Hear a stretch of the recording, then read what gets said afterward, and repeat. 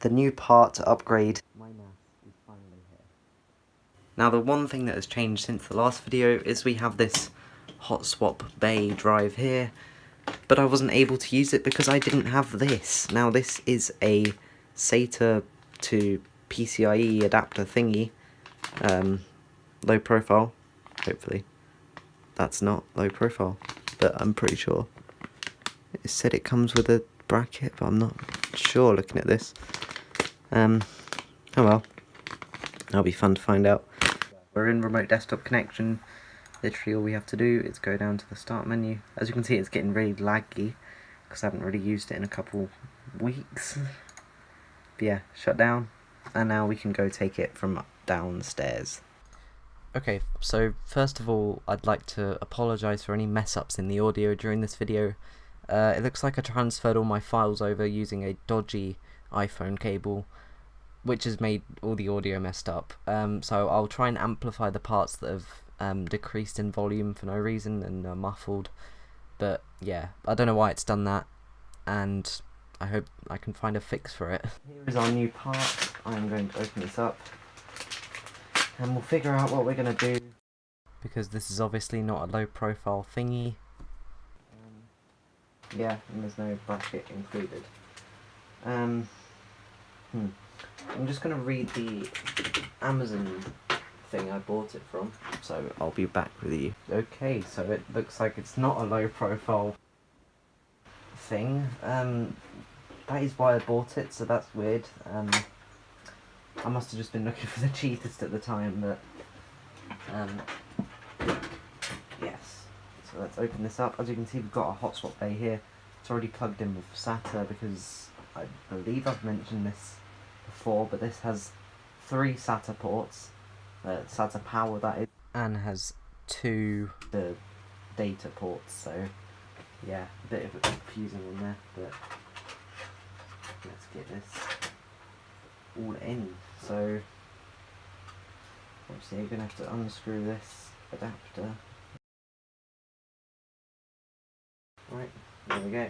So this is literally all it is. It's got 2 eSATA ports, which aren't really going to be used, so that's fine. But the main thing we need is the 2 SATA ports on the inside. So we just put it in to here. That looks like it's all good. Really annoyed that I can't secure it down or anything. Yeah.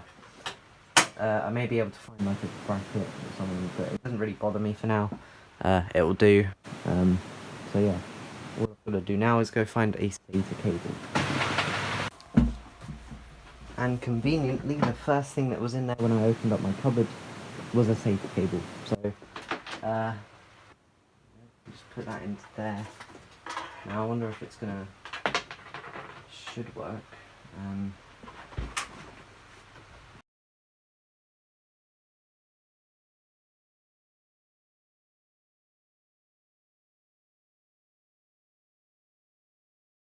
Oh, crap, whoops. Oh. Sort of lost perspective there. I was starting to cut through the safety pieces, but I realised. So a funny story there. My phone ran out of storage halfway through recording, and so I went to copy over the files to my NAS for the network share, and then I realised it's sitting right in front of me. For God's sake.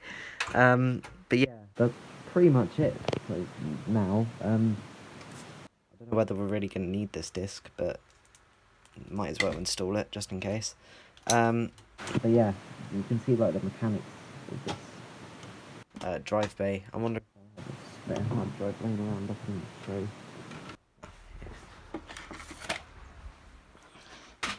Alright, okay, so this is my 640 gig drive. So basically, you just put it in a bit like this, and then it's locked in. That's it. And you want to remove the drive, it just pops out like that. Pretty handy. That's going to come in very useful when I need to transfer from old archive hard drives or whatever. So yeah, awesome. That's great success. That's Borat would say. Now is literally just the job of me putting the cover back on, bringing it downstairs, and installing the driver if we need to. See if I can close this. There we go. Actually, I'm wondering if there'd be any harm in just literally putting some tape just in front of where this is going to sit. I'm just going to rest it there. Got some white electrical tape.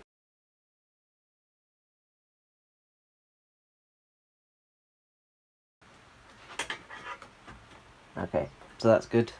That will just literally cover it so nothing can like get in and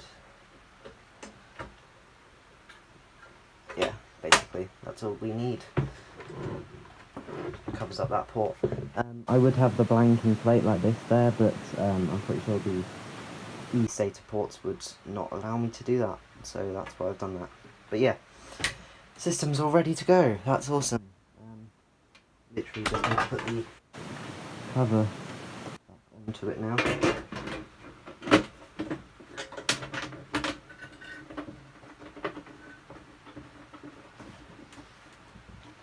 And I will see you guys downstairs once I've plugged it all in. Okay, got it back on. Now it's time to... So, whatever's going on in there. I will grab my USB for CD drive, just in case we do need those drivers, but yeah, I'll see what happens. I'm just going to take this hard drive down so I can plug it in. And see what the computer does, whether it recognises it. So it goes in that way.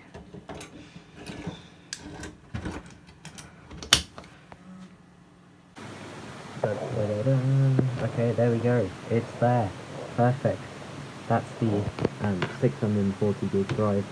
As you can see, I have access to everything. Of course, the stupid permissions. But yeah, as you can see, it comes up. I can mount that as a network drive now, but I'm going to eject it. I don't think I can actually. Aha, yes, nice. So that'll eject that. That should go away soon. Oh, for God's sake. Maybe I can't eject it then. If not, that's going to be a pain. It is a hot swap base, so I'm pretty sure I'd just take it out, but I want to do it the proper way.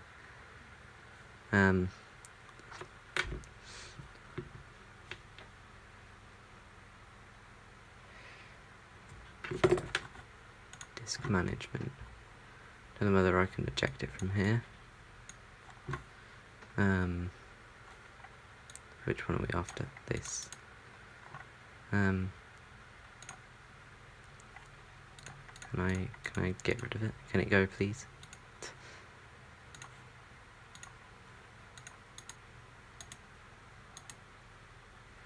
Oh, whatever. Yeah, I'll just go take it out. But yeah, as you can see, it works. That's perfect. And I think that's going to be it for this episode. I know it was a short one, but I just wanted to show you the progress. This has been running for a good few months now. Let me figure out when the last episode was. The last video on this NAS was.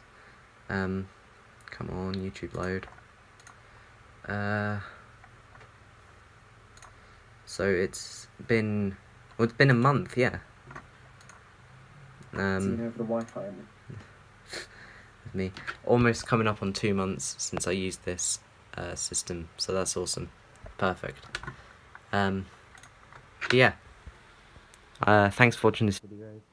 Hope you enjoyed it. I know it was a short one, but I will see you in the next video, which involves a great collaboration with a few other YouTubers. Goodbye.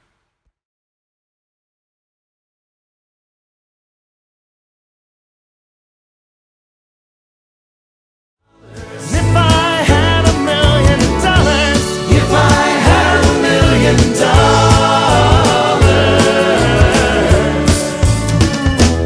I'd be rich.